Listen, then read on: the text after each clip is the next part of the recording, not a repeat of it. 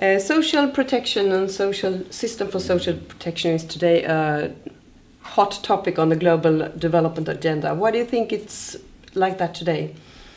Well, at least I can think of at least two reasons. One has been the negative consequences of the model of development that was adopted in the 80s and 90s.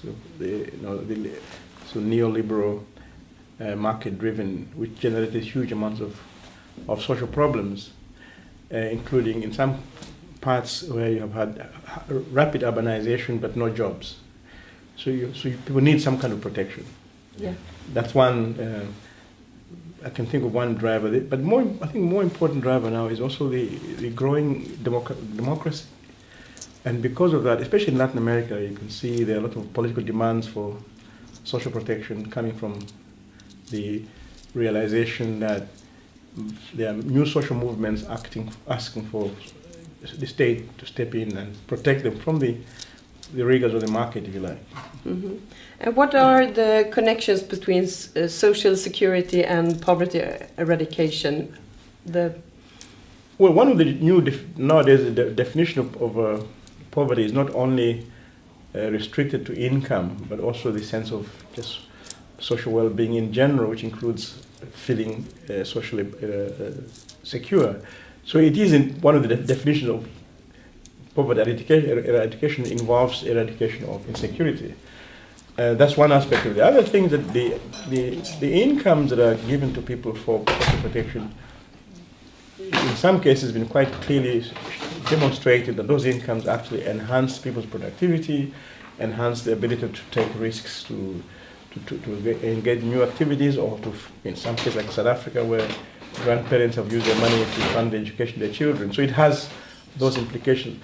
But the most important thing is to remember social protection is about protection. Mm-hmm. But we have learned from the experience of the Nordic countries that it has got other implications, which are more developmental.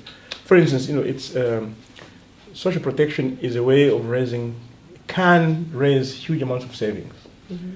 Some of the biggest chunks of money in poor countries is pension money, and that can be used for development. Its purpose was not developmental; it was for something else. It was for protection, but it has had impacts beyond that. Mm-hmm. We are celebrating the celebration of pension system, the Swedish pension system, 100 years this year.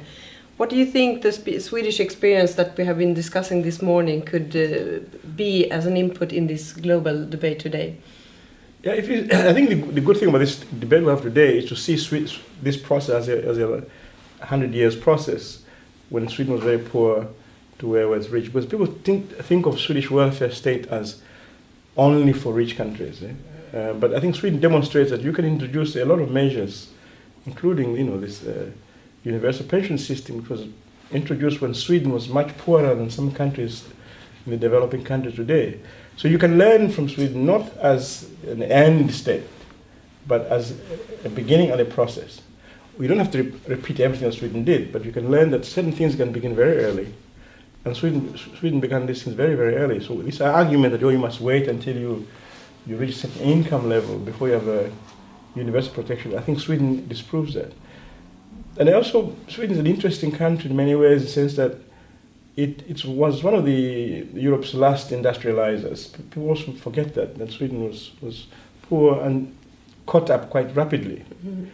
And it caught up both while still remaining a democracy and introducing social policies. Usually, people are told that democracy and social policies should wait until you develop. And the Swedish lessons that's not true, that you can actually have these things. You can have democracy, and that both of them can be used to develop your country. And I think we heard from Sweden in the debates in Sweden how, because of democracy, lots of policy making has been through consensus. Okay? And that is, I think, is an important lesson. Mm-hmm. Thank you very much. Okay. Thank you.